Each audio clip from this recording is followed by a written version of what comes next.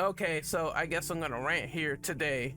I'm gonna make a little rant about this logic of, hey, there's this remake out right now, Silent Hill 2 Remake. It's not the exact same game as the 2001 rendition of Silent Hill 1, the original that came out and blew the world away. It's not the exact same game, so therefore it's not a good remake. I hate it. It's not a good game. I hate it. And I think this argument is balls. I think this logic is dog shit, and I'm gonna tell you why.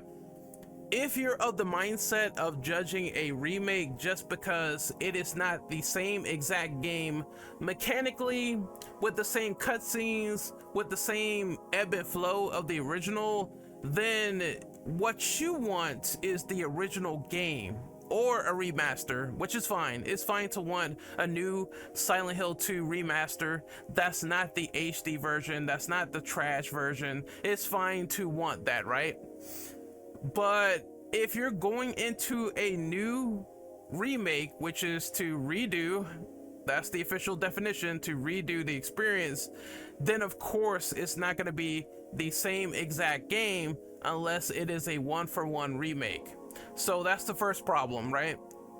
Expecting a remake to be 100% like the original. Sometimes one-for-ones, it will get close, like the Resident Evil 1 remake, but have like additions, changes, new updates, new lore, and it's still not exactly like the original. It's more or less a faithful recreation, so to speak, but it is not the same exact game. That makes this a generalized trash argument, which is why I don't like it. There's nuance to this, structure, layers, and people are not understanding this bullshit. Now, I do understand there is two extremist sides to it, where there's gonna be people that will trash the old game, the old foundation, and say, oh well, this is the worst thing in the world. Who wants to go back and experience this game from like 20 years ago with these bad mechanics or whatever? And I feel like, you know, the structure of the original is what led to the creation of the remake.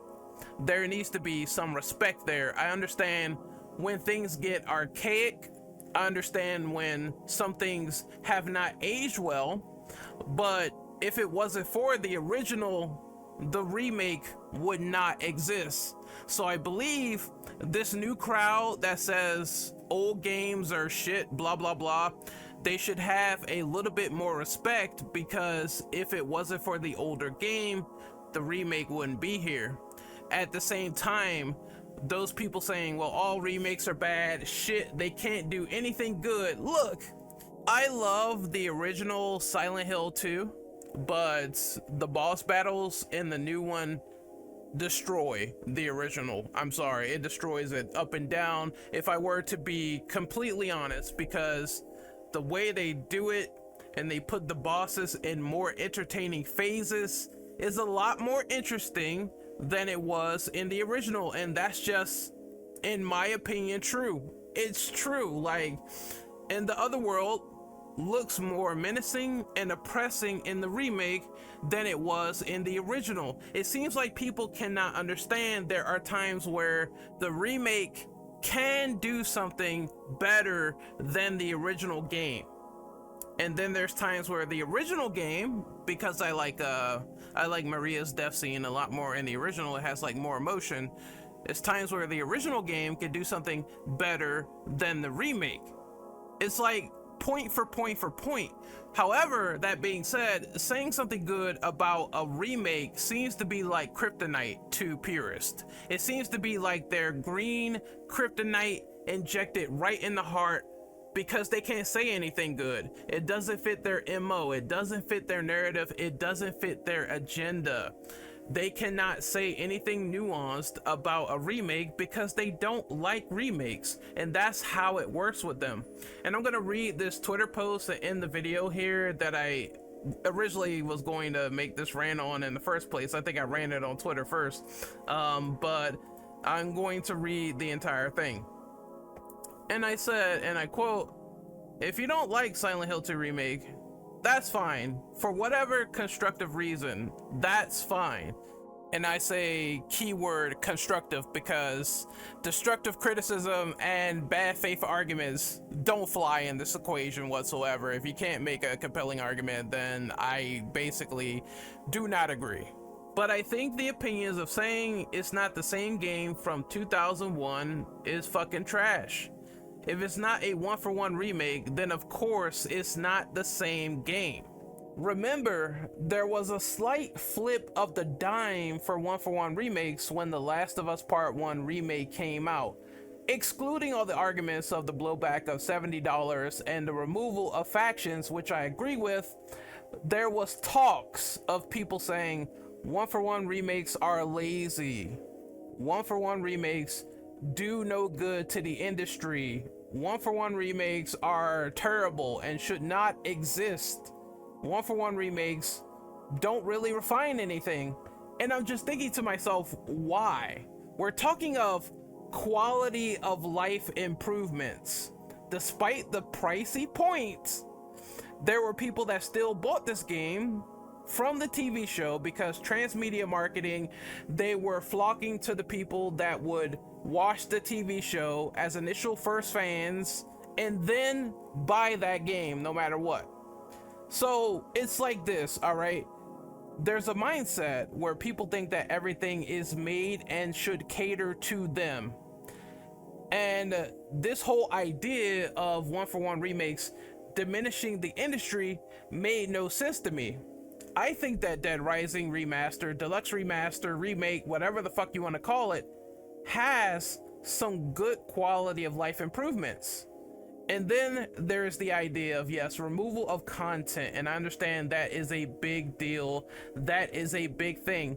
But ultimately, some of the stuff they took out did not affect me as much as other people.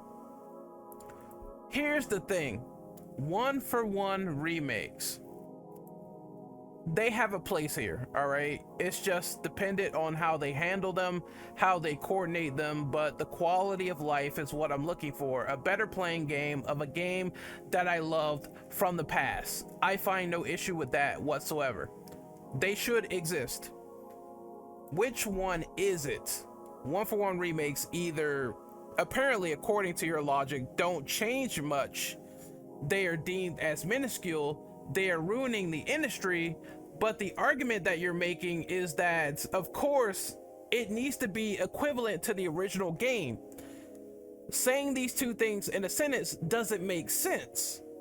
At the same time, on the flip side, there are people that say Reimaginings change too much.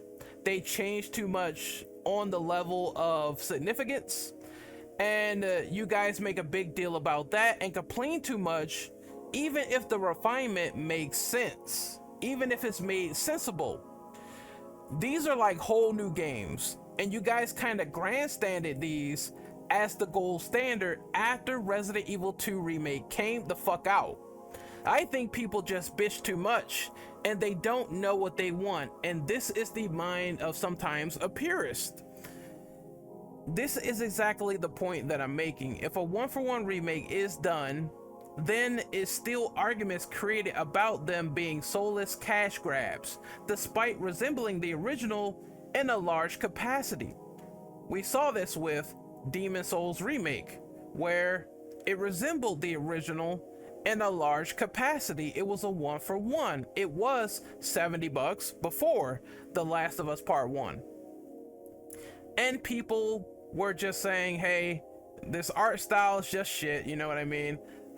It doesn't have a merit here. Sony is just draining the well dry, is soulless. But once again, you guys said, if it resembles a large portion of the original game, then it's fine. It needs to be like the original game in faithfulness. We talked in length ad nauseum about when a remake or a remaster should occur. Some people think it should occur 20 years later. Some people think 200 years later is when a remake should happen. This is all subjective and what we want in our head, but the reality is that the industry has already made a remaster in less than 1 year time. which is The Last of Us PS3 to PS4 with The Last of Us remastered. And back then, nobody seemed to have a problem with getting it on the PS4. And then there is the idea of a remake coming super early, which there are people clamoring for Resident Evil remakes after making RE4. There are people that seem to not notice that they remade Resident Evil 1 in less than 6 years time and Metal Gear Solid 1 in less than 6 years time. Look it up. Twin Snakes and fucking Resident Evil 1 on the GameCube is there. So there is no set time that you're saying that's like 10 years, 200 years, 300 years. Game developers have made remakes and remasters in less time, and sometimes people didn't have a problem with it. My main point here is that the day they decide to make a Bloodborne remake or remaster, there's gonna be no complaints because the fan demand is so fucking high. This whole idea of making a remake in less than, or a remaster or remake in less than fucking 10 to 20 years is false if they decide to make a Bloodborne remaster tomorrow, because then there's gonna be people jacking off their cock like a fucking hot dog roaming down a fucking hallway because they're so hyped about that release that they can't contain themselves. It's what they want, so it conforms to their narrative. There's nothing wrong with excitement for a remake or a remaster that you want, but there is no predetermined rule on when a remake or a remaster should come out just because you believe it. The industry just doesn't work like that, and it will continue to be that way. There's no unwritten rules on release. Now let's flip back over to the concept of reimaginings, the change being so significant when things come into the equation.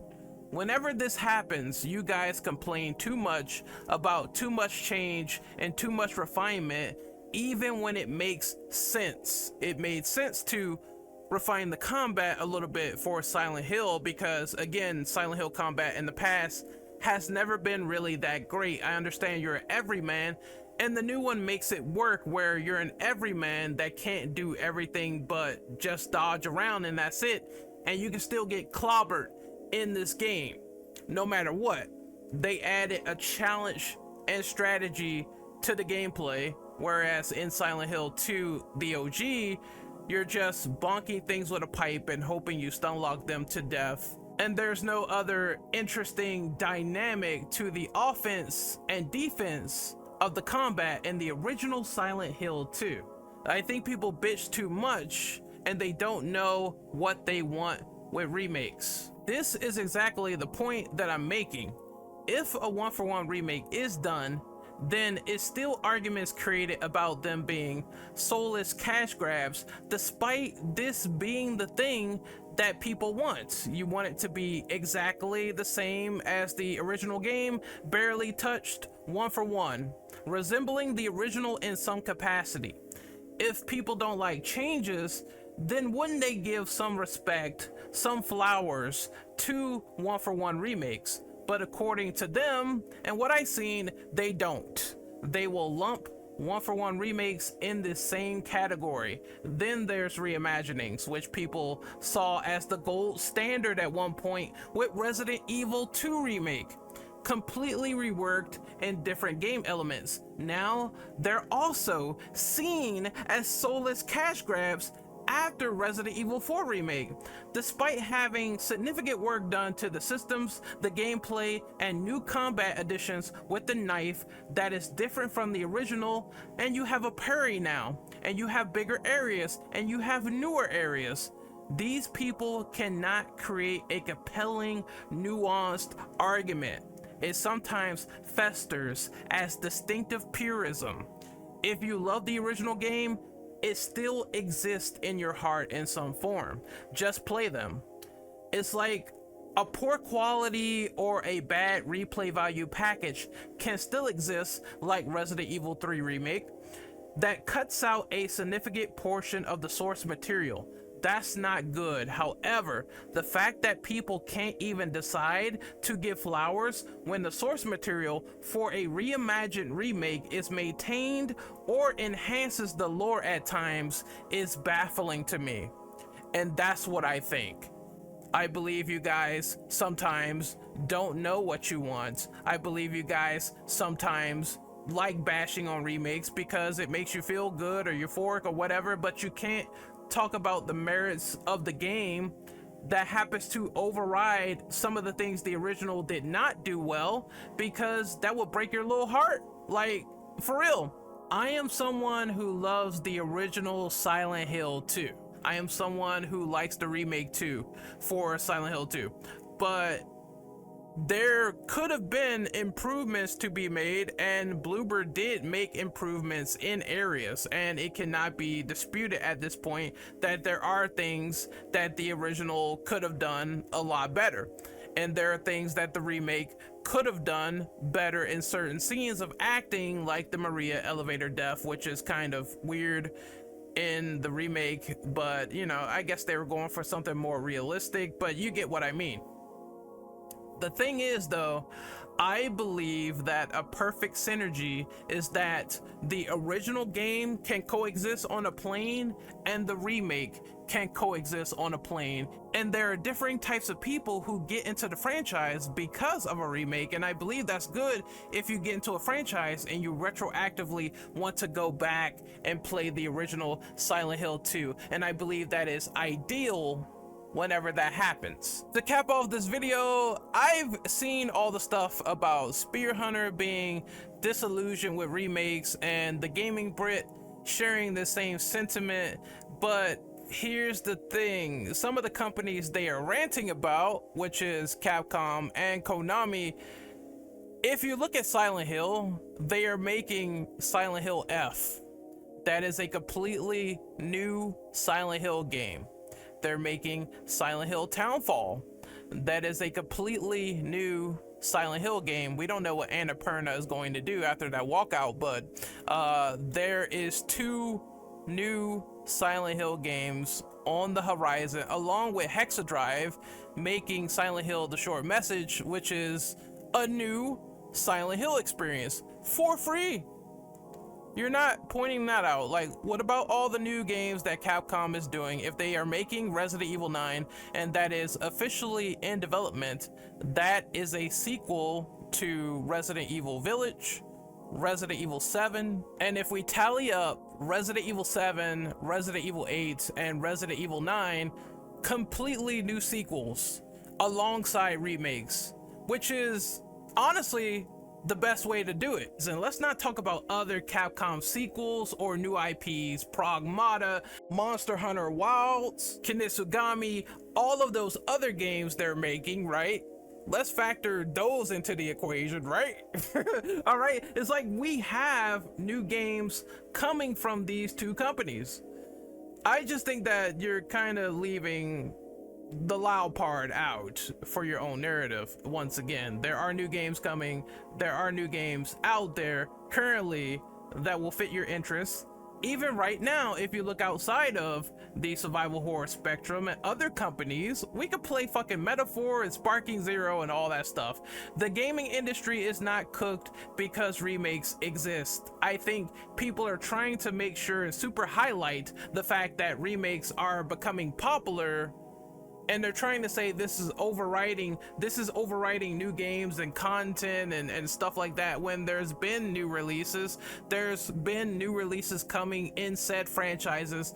They are making new games in said franchises, and we're just overlooking that for remakes. I think that argument is bad and it needs to stop.